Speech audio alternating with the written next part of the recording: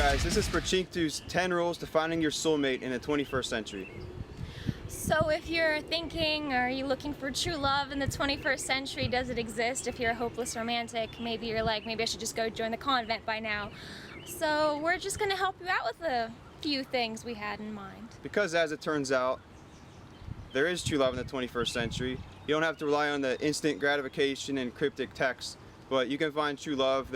It does exist through delayed gratification and long-winded love letters. And how do we know this? Because we experienced it. Formerly, I was unbridled with cynicism about this kind of thing until I found an angel, and since then I've been bursting at the seams with hope and just looking forward to a brighter future. I never had a girlfriend before. I was always looking for a certain somebody, and I wouldn't give up until I found that certain somebody, and then turns out I found her. So we're going to tell you some self-imposed rules we had impressed on our hearts, so we're going to share that with you, and this is what made our love for the storybooks. Alright, number 1, stay true to yourself. Don't be somebody you're not, obviously. A lot of people tell you, hey, you have to act a certain way to get someone to like you, or you can't say that because you're going to drive them away or anything like that.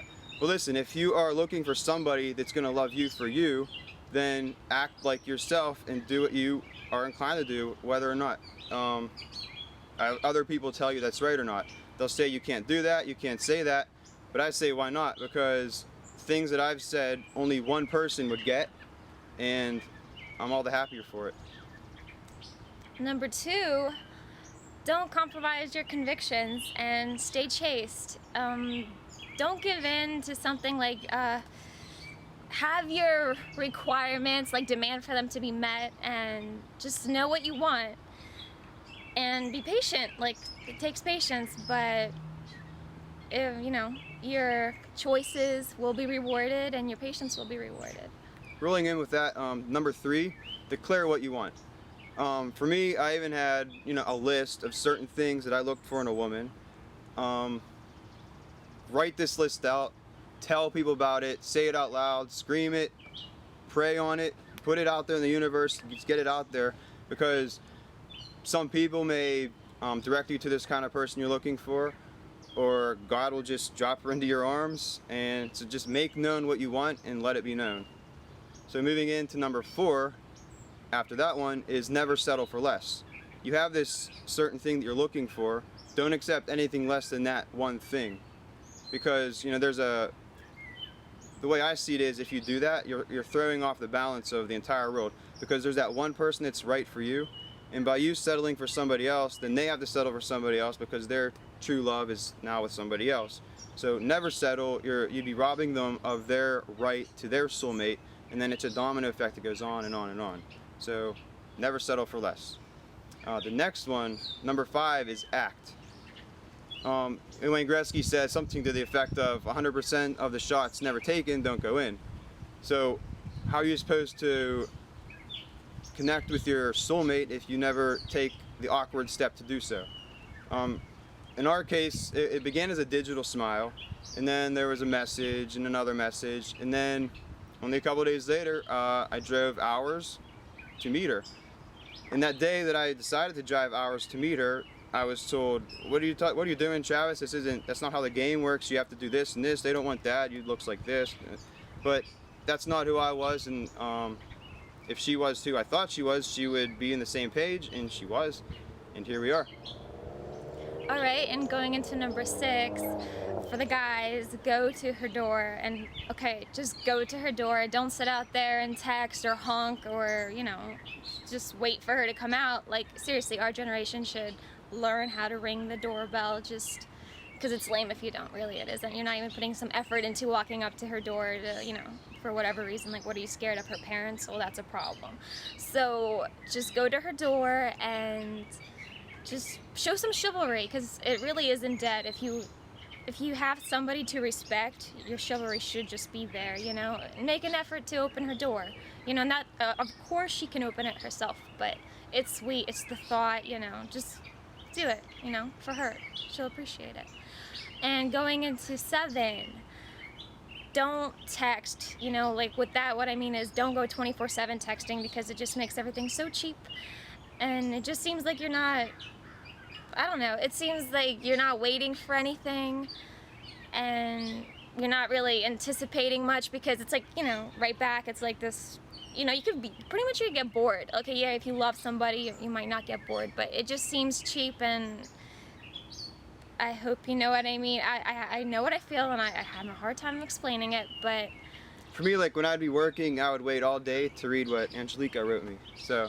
And I'd wait to read his message, and it was just something you anticipated, and you were like trying to, you connected mentally too, because I was trying to think ahead of time, like what will he ask, what will he say, and then when you get there you're like, oh, and then you write something and maybe you have some questions that you want answered, and then you have to wait a little bit and you're wondering like, oh, I think he's gonna say this, or I think, you know, this is gonna happen, and then when you find out what actually does happen, you know, like you had time to like get all thoughtful about it, and it's strong, it makes things stronger. And going into number 8, don't date, court. Like some people, they think dating and courting, you know, it's different. It really is. And courting is pretty much dating with the intent of marriage. And somewhere in a sermon sometime, it stuck with me. It really did. I heard, how'd it go? Dating without the intent of marriage is like going to a store without money. That's what it was. Going to a store without money. You're either going to take something that isn't yours, or you're going to leave unsatisfied. So why do that? You know, go into the store with money, and that's courting. You know, you're ready, you're going to buy it, and what you wanted was there, and you're serious about it. So that's pretty much what I had to say there. Number 9, no physical relations. I know, especially in this day and age, people say, that's impossible, how can you not? Oh, you're gonna get with her, right, Travis? Well, actually, no. To be truthful, we have yet to kiss on the mouth. We've yet to touch each other intimately. We've just limited it to the hello and goodbye hug, and because of that, we've grown more in mind and spirit. You know, in my mind, to be truly connect with somebody, it's through mind, body, and spirit. The body will come eventually, so we have to connect on mind and spirit first, and because we put off the body part till later, the foundation of the mind and spirit is that much more stronger. Whereas when the body part comes in, the stool will be a 3-legged stool, because if it was just a 1-legged stool or a 2-legged stool, it would fall over. So with a 3-legged stool, it's going to be strong and will be set. And it's hard. It really isn't easy. This stuff is a hard one, but I feel like it's worth it. It's going to be worth it. Totally worth it. Yeah. So going into 10, the final one, spread out your questions. And with that, what we mean is don't ask everything right away. Like that pretty much seems like, okay, some people do speed dating, and you can get that, but there's some problems with that as well. You don't want to just, you know, make an interview out of, you know, every single time you meet. You know, get some time to be ready for some surprises, and every now and then, you know, think of stuff that you could ask, write it down in a notebook if it helps, and for the next time, you know, you can ask. But don't sit down and bomb away with questions that'll freak the person out. Like, you know, they'll turn on some kind of self-defense, it's natural, and, you know, they'll be like, this person just wants to, you know, like make a analyzation from you for like 24/7, like, you know, and it's just creepy and it's weird. So just save that a little bit. Take time to know the person. And that is our 10 rules to find your soulmate in the 21st century. So may you find your soulmate in the 21st century. All God's right. will. In God's will. God bless. Oh, I almost forgot. Angelica, you are the perfect woman, and you're the perfect woman for me. And I already spoke to your father and brother, and I want you to be my fantastic, intense, super wife to the max. Will you be my wife? Absolutely. Oh my This goodness. is a placement one. We'll get it rolling soon. Oh my. You really are crazy, Travis. That's how you do it. You really are crazy. It's crazy.